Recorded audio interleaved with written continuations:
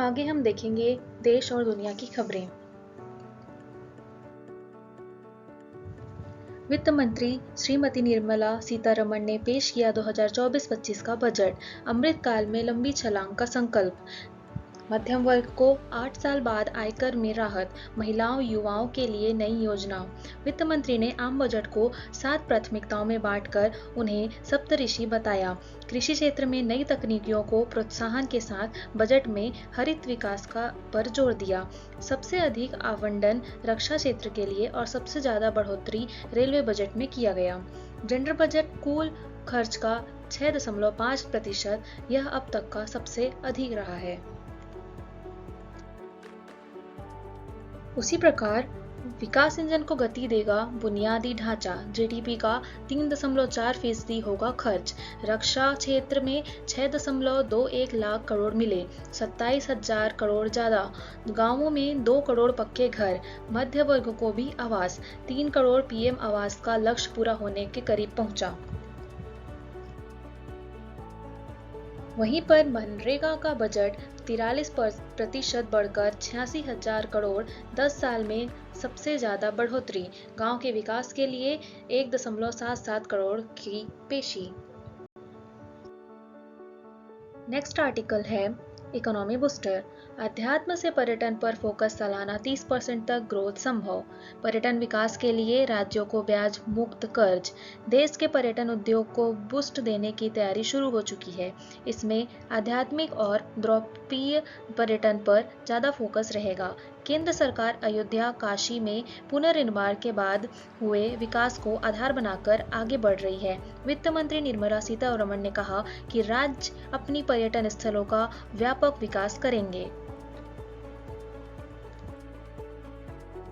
अब देखते हैं कुछ अवार्ड्स। ज्ञानपीठ सम्मान पुरस्कार 2023। जाने माने उर्दू शायर और फिल्मी गीतकार गुलजार को उर्दू और जगत गुरु रामभद्राचार्य को संस्कृति साहित्य के लिए भारतीय ज्ञानपीठ पुरस्कार 2023 से सम्मानित किए जाने की घोषणा हो चुकी है। धर्म चक्रवर्ती तुलसी पीठ के संस्थापक पद्म विभूषण रामभद्राचार्य ने सुप्रीम कोर्ट में रामलला के पक्ष में शास्त्रों के उद्धरण के साथ गवाही भी दी थी। आगे शमी को अर्जुन पुरस्कार से पुरस्कृत किया गया तथा चिराग और सात्विक खेल रत्न से सम्मानित किए गए। भारत के लिए सर्वश्रेष्ठ प्रदर्शन वाले खिलाड़ियों को मंगलवार को राष्ट्रपति भवन में राष्ट्रपति द्रौपदी मुर्मू द्वारा राष्ट्रीय खेल पुरस्कार से सम्मानित किया गया। क्रिकेटर मोहम्मद शमी को अर्जुन अवार्ड और बैडमिंटन खिलाड़ियों को चिराग शेट्टी और सात्विक साईराजन को मेजर ध्यानचंद खेल पुरस्कार से सम्मानित किया गया। वहीं पे लाल कृष्ण आडवाणी को भारत रत्न। भाजपा के वरिष्ठ नेता लाल कृष्ण आडवाणी को आज देश का सर्वोच्च नागरिक सम्मान भारत रत्न दिया गया। राष्ट्रपति द्रौपदी मुर्मू ने उनके घर जाकर उन्हें भारत रत्न की सम्मानित किया। इस मौके पर प्रधानमंत्री नरेंद्र मोदी, उपराष्ट्रपति जगदीप धनखड़, गृह मंत्री अमित शाह और पूर्व उपराष्ट्रपति एम वेंकैया नायडू भी मौजूद थे। भारत रत्न देश का सर्वोच्च नागरिक सम्मान है। यह राष्ट्रीय सेवा जैसे कला, साहित्य, विज्ञान, सार्वजनिक सेवा और खेल के लिए दिया जाता है। भारत रत्न देने की शुरुआत 2 जनवरी 1954 को तत्कालीन राष्ट्रपति डॉक्टर राजेंद्र प्रसाद ने की थी। पहले यह सम्मान केवल जीवित रहते दिया जाता था, लेकिन 1955 में मरणोपरांत भी भारत रत्न दिए जाने लगे। देश के प्रधानमंत्री भारत रत्न के लिए किसी व्यक्ति का नाम सिफारिश राष्ट्रपति को करते हैं। 2023 में निम्नलिखित लोगों को पुरस्कृत किया गया। उनमें से हैं कर्पूरी ठाकुर, जो फॉर्मर बिहार चीफ मिनिस्टर रह चुके हैं, लाल कृष्ण आडवाणी जो फॉर्मर डेप्यूटी प्राइम मिनिस्टर रह चुके हैं, पीवी नरसिम्हा राव जो फॉर्मर प्राइम मिनिस्टर रह चुके हैं, चौधरी चरण सिंह जो फॉर्मर प्राइम मिनिस्टर तथा उत्तर प्रदेश के सीएम रह चुके हैं, एवं एमएस स्वामीनाथन जिन्हें फादर ऑफ ग्रीन रिवॉल्यूशन भी इन इंडिया कहा जाता है। ग्रैमी पुरस्कार समारोह 2024। 66वां ग्रैमी पुरस्कार समारोह 4 फरवरी 2024 की रात को अमेरिका के लॉस एंजलिस में आयोजित किया गया था। शंकर महादेवन, जाकिर हुसैन, चौरसिया समेत 5 भारतीयों ने अवार्ड जीते। वैज्ञानिक अदिति डे को मिलेगा घनश्याम दास बिरला पुरस्कार। Professor Aditi Sen become the first women scientist to win GD Birla award. भौतिक शास्त्र वैज्ञानिक अदिति सेन डे को क्वांटम सूचना एवं संगणना के क्षेत्र में किए गए कार्यों के लिए वर्ष 2023 का घनश्याम दास बिरला पुरस्कार दिए जाने की सोमवार को घोषणा की गई। यह पुरस्कार देने वाले के बिरला फाउंडेशन ने यह जारी एक बयान में यह जानकारी दी। 1951 में शुरू किया गया घनश्याम दास बिरला पुरस्कार देश में रहकर अनुसंधान कर रहे 50 वर्ष या इससे कम आयु के वैज्ञानिकों की प्रतिभा को सम्मानित करने के लिए दिया जाता है। आगे देखते हैं, सुपर 30 के संस्थापक आनंद कुमार को यूएई का गोल्डन वीजा मिला। संयुक्त अरब अमीरात यूएई ने सुपर 30 के संस्थापक आनंद कुमार को गोल्डन वीजा दिया है। इससे पहले बॉलीवुड अभिनेता शाहरुख खान और संजय दत्त समेत कई मशहूर हस्तियों को गोल्डन वीजा मिल चुका है। यूएई ने 2019 में गोल्डन वीजा देने की शुरुआत की है। आगे देखेंगे साइंस एंड टेक्नोलॉजी से रिलेटेड कुछ न्यूज। रूसी अंतरिक्ष यात्री ने बना डाला स्पेस में सबसे ज्यादा दिन तक रहने का रिकॉर्ड। रूसी अंतरिक्ष यात्री ओलेग कोनोनेंको ने रविवार को अंतरिक्ष उड़ान पूरी करके एक विश्व रिकॉर्ड बना दिया है। उन्होंने स्पेस में सबसे ज्यादा दिनों तक रहने का इतिहास रचा। बता दें कि उन्होंने अपने ही देश के अंतरिक्ष यात्री गेनेडी पलडलक का रिकॉर्ड तोड़ दिया है। बता दें कि इन्होंने स्पेस में 878 दिनों से अधिक समय बिताया था और उस रिकॉर्ड को ओलेग कोनोनेंको ने तोड़ दिया। अग्निबाण जल्द छूटेगा, देश का पहला निजी रॉकेट लॉन्च पैड तैयार। बता दें कि स्टार्टअप स्काई रूट एरोस्पेस ने नवंबर 2022 में Vikram S sub orbital rocket को लॉन्च किया था। कंपनी का इरादा इसके बाद अग्निकूल को लॉन्च करने का था, जो कि भारत का दूसरी निजी रॉकेट है। कंपनी का कहना है कि अग्निबाण 2 चरणों वाला प्रक्षेपण यान है, जो लगभग 700 किलोमीटर की कक्षा में 300 किलोग्राम तक का पेलोड ले जा सकता है। इस रॉकेट में सेमी क्रायोजेनिक इंजन लगा है। यह ऐसी तकनीक है जिसे भारत अंतरिक्ष अनुसंधान संगठन इसरो ने अभी तक अपने किसी भी रॉकेट में इस्तेमाल नहीं किया है। इसे पूरी तरह स्वदेशी रूप से विकसित किया गया है। मिशन गगनयान, 40 साल बाद कोई भारतीय अंतरिक्ष में जा रहा है। इस बार वक्त भी हमारा है और रॉकेट भी हमारा। प्रधानमंत्री नरेंद्र मोदी ने मंगलवार को भारत के पहले मानव अंतरिक्ष उड़ान मिशन गगनयान के लिए चुने गए 4 अंतरिक्ष यात्रियों के नाम सार्वजनिक कर दिए हैं। इनमें से हैं प्रशांत बालाकृष्णन नायर, अजीत कृष्णन, अंगद प्रताप और शुभांशु शुक्ला। ओपन एआई ने लॉन्च किया सोरा, शब्द से बनाएगा वीडियो। अब आपका लिखा हुआ संदेश भी वीडियो में बदल जाएगा। माइक्रोसॉफ्ट समर्थित ओपन एआई ने चैट जीपीटी के बाद नया मॉडल पेश किया है। ओपन एआई के सीईओ सैम ऑल्टमैन ने बताया कि ओपन एआई एक सॉफ्टवेयर तैयार किया है जो लिखित विषय वस्तु पेश करने पर 1 मिनट लंबे वीडियो बना सकता है। वहीं पे देश का पहला एआई यूनिकॉर्न कृत्रिम 20 भारतीय भाषाओं की समझ रखता है। ये है भारत का हिमाद्री स्टेशन, आर्कटिक में दुनिया का सबसे बड़ा नेचुरल लाइट शो। यहाँ उत्तरी ध्रुव पर आखिरी मानवीय बस्ती है। हिमाद्री स्टेशन के डेटा से आर्कटिक में बर्फ पिघलने से जलवायु परिवर्तन के कारण मानसून पर पड़ने वाले असर को बेहतर ढंग से समझा जा सकेगा। अब रुक करते हैं मिसलेनियस न्यूज पे। इंडियन एनर्जी वीक का उद्घाटन। पीएम नरेंद्र मोदी ने मंगलवार को गोवा में ओएनजीसी के सर्वाइवल सेंटर का उद्घाटन किया। इसमें हर साल 10 से 15,000 लोगों को समुद्री रेस्क्यू ऑपरेशन के लिए ट्रेनिंग दी जाएगी। पीएम मोदी ने इंडिया एनर्जी वीक 2024 का उद्घाटन किया। पीएम मोदी ने कहा कि भारत दुनिया का तीसरा सबसे बड़ा एनर्जी कंज्यूमर देश है। सरकार इंफ्रास्ट्रक्चर पर 10 लाख करोड़ रुपए खर्च कर रही है। इसका मतलब है कि आने वाले दिनों में ऊर्जा की जरूरत होगी। देश में अगले 6 साल में खतरनाक मीथेन गैस उत्सर्जन को शून्य पर लाया जाएगा। इस पर गोवा में एनर्जी वीक के पहले दिन मुहर लगाई गई। पीएम सूर्य घर, मुफ्त बिजली योजना, रोशन होंगे 1 करोड़ घर।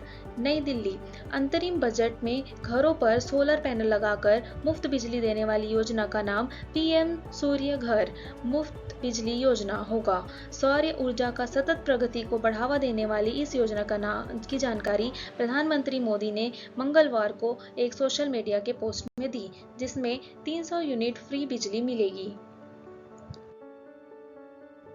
हैदराबाद में गूगल का दूसरा सबसे बड़ा ऑफिस, 20% काम पूरा।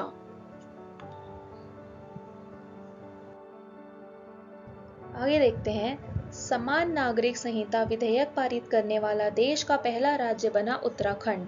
उत्तराखंड विधानसभा में बुधवार को समान नागरिक संहिता यूसीसी विधेयक पारित हो गया और इसके साथ ही उत्तराखंड स्वतंत्र भारत में एक ऐसा करने वाला देश का पहला राज्य बन गया है। इससे पहले प्रदेश कैबिनेट ने 4 फरवरी को यूसीसी के मसौदे को मंजूरी दी थी। गौरतलब है कि गोवा में पुर्तगाली शासन के समय यूसीसी लागू है। समान नागरिक संहिता के प्रावधान, महिलाओं की शादी की आयु बढ़ाकर 21 वर्ष कर दी जाएगी। विवाह पंजीकरण अनिवार्य होगा। लिव इन जोड़ों को अपने फैसले के बारे में माता पिता को सूचित करना पड़ेगा। हलाला और इद्दत की प्रथा पर रोक। बहुविवाह गैर कानूनी। पति पत्नी को तलाक देने का समान हक। जनसंख्या नियंत्रण को लेकर सिफारिश। उत्तराखंड में समान नागरिकता संहिता 2 फरवरी को समिति ने मसौदा सरकार को सौंपा। 4 फरवरी को कैबिनेट ने यूसीसी विधेयक मंजूरी दी। 6 फरवरी को विधानसभा में विधेयक। आगे देखते हैं, यूएई में 14 फरवरी को पहले हिंदू मंदिर का शुभारंभ। गंगा, यमुना और सरस्वती नदियों का दिखेगा संगम। पीएम मोदी ने किया अबू धाबी के प्रथम हिंदू मंदिर का उद्घाटन। प्रधानमंत्री नरेंद्र मोदी ने बुधवार को अबू धाबी के पहले हिंदू मंदिर का उद्घाटन किया। इससे पहले बुधवार को मंदिर में प्राण प्रतिष्ठा कार्यक्रम हुआ। स्वामीनारायण संस्था द्वारा करीब 700 करोड़ की लागत से बनवाया गया यह मंदिर 27 एकड़ में फैला हुआ है। नेक्स्ट आर्टिकल है, आचार्य विद्यासागर जी महाराज समाधि मरण। नहीं रहे वर्तमान के वर्धमान, संत शिरोमणि आचार्य विद्यासागर महाराज ने ली समाधि। विद्यासागर महाराज के नाम से सरकार देगी पुरस्कार। विद्यापीठ गौशाला भी बनाई जाएगी। इनके बाद मुनि दीक्षा के 44 वर्ष बाद आचार्य पद संभालेंगे मुनि समय सागर महाराज जी।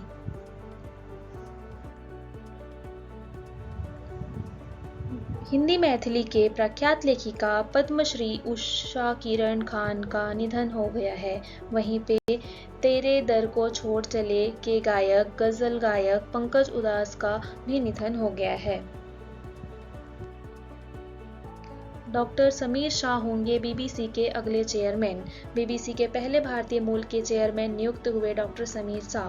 भारत में जन्मे समीर शाह बीबीसी के नए चेयरमैन होंगे। इस हफ्ते किंग चार्ल्स द्वारा उनके चयन को मंजूरी मिलने के बाद गुरुवार को उन्हें नियुक्त कर दिया गया। शाह 40 साल से ज्यादा समय के यूके ब्रॉडकास्टिंग में काम कर रहे हैं।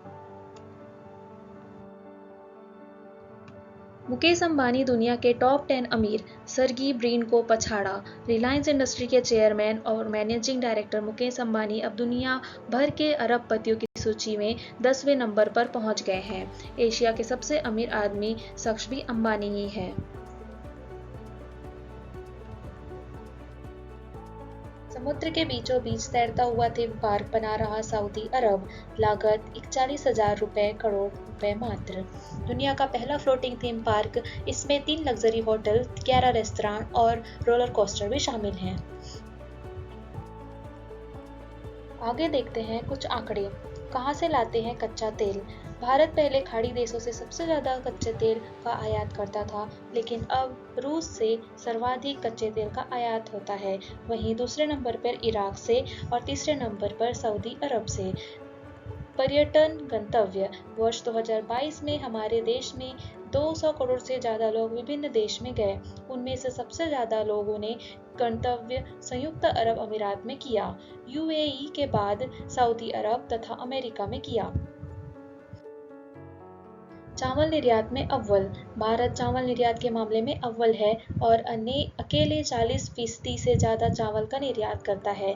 भारत के बाद थाईलैंड तथा वियतनाम इस लिस्ट में शामिल है। मोटे अन्न की मांग। भारत में उपजने वाले मोटे अनाज की मांग दुनिया भर में है। संयुक्त अरब अमीरात यूएई हमारे मोटे अन्न का सबसे बड़ा आयातक देश है। यूएई के बाद सऊदी अरब तथा नेपाल इस लिस्ट में शामिल हैं। आगे हम देखेंगे स्पोर्ट्स से जुड़े कुछ न्यूज़। खेलो इंडिया विंटर गेम्स में महाराष्ट्र को पहला स्थान। खेलो इंडिया विंटर गेम्स 2024 दो चरण में आयोजित किया गया।